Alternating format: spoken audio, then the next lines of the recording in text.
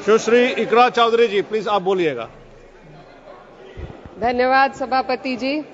मैं सबसे पहले दाद देना चाहती हूँ इस बिल के टाइमिंग की कि अभी ईद की रौनक बुझी भी नहीं थी और हमारी जड़ों पर एक नया फरमान लाया गया। पहले उत्तर प्रदेश में मुसलमानों को नमाज पढ़ने पर रोक लगाई और फिर सौगात में ये बिल लाया गया। निसार में तेरी गलियों पे है वतन, जहाँ चली है रिवाजों गैर कि कोई ना सर उठाकर चल सके।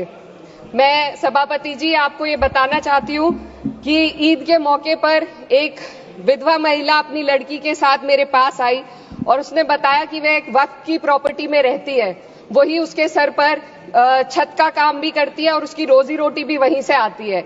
वो इस बिल को लेकर इतनी फिक्रमंद थी कि कहीं उससे वो उसकी संपत्ति ना छीन ली जाए।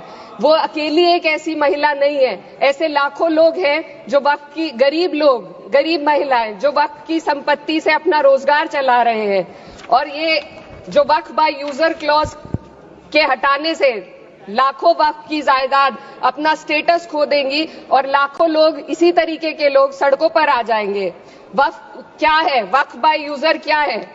इसका ये मतलब है कि कोई जायदाद अगर सालों से दीन और भलाई के कामों के लिए इस्तेमाल हो रही हो तो वो खुद ब खुद वक्फ मानी जाएगी। हिंदुस्तान की अदालतों ने भी इस बात को तस्लीम किया है। वक्फ बाय यूजर सिर्फ वक्फ बोर्ड को ही मिली कोई खास सौगात नहीं है, ये बल्कि सभी अन्य धार्मिक ट्रस्टों को परंपरा और यूज के आधार पर बिना किसी डॉक्यूमेंटेशन के धार्मिक चरित्र को डिक्लेयर करने का राइट मिला हुआ है।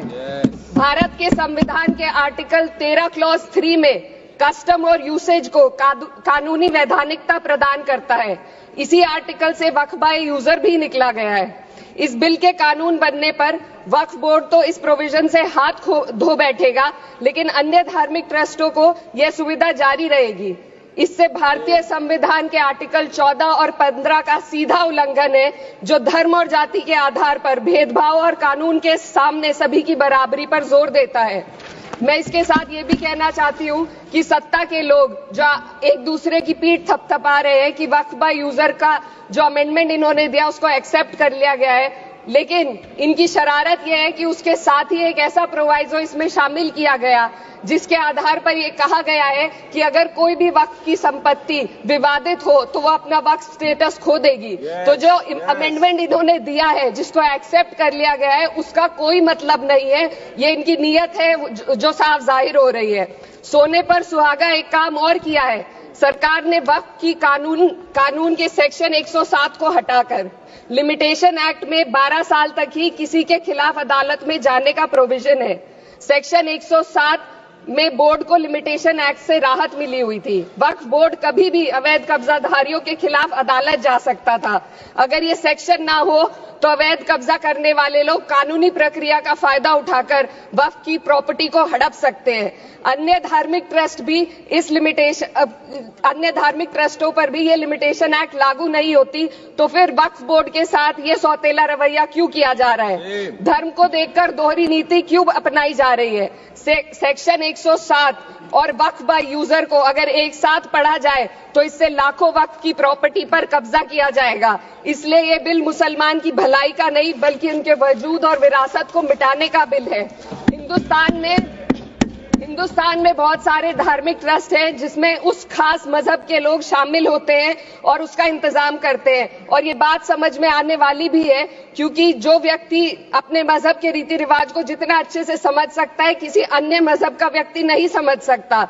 आर्टिकल 26 क्लॉज 2 के तहत धार्मिक संप्रदायों को अपने मजहबी इदारों के एडमिनिस्ट्रेशन का हक देता है, लेकिन वक्फ बोर्ड के बारे में इसको उल्टा किया जाए। Sir 2 minute sir please 2 minutes.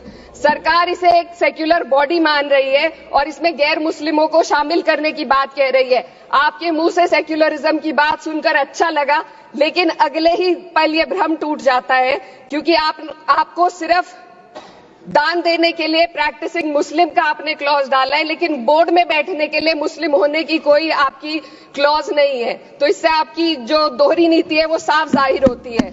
ये वही सरकार है जिसने राम जन्मभूमि ट्रस्ट में ये लिख दिया कि जिला अधिकारी भी अगर होगा तो हिंदू होना चाहिए। कोई मुझे बताए कि वहां पर सेक्युलरिज्म का रस क्यों नहीं घोला गया। सर, आखिर में मैं अपनी बात को खत्म करने से पहले महिलाओं का मुद्दा बार बार उठाया जा रहा है। सरकार का कहना है कि बोर्ड में मुस्लिम महिलाओं को रिप्रेजेंटेशन देंगे। इस कानून से पहले भी मुस्लिम महिलाएं बोर्ड में मेंबर रह चुकी हैं और मिनिमम 2 का प्रोविजन था, उससे ज्यादा भी हो सकती थी। सर, मैं ये कहना चाहती हूँ कि सरकार ने महिलाओं के लिए ऐसा कौन सा नया काम किया जिसका ढिंडोरा सरकार का हर सदस्य पीट रहा है। इस बात की तायीद अगर आपकी तरफ से कोई मुस्लिम महिला करती तो हम उसका यकीन भी करते, लेकिन अफसोस आपकी इतनी लंबी कतार में एक भी मुस्लिम महिला नजर नहीं आती है। बोलेगा नहीं, महिला नहीं है, एक महिला। सर, मैं खुद एक मुस्लिम महिला हूँ।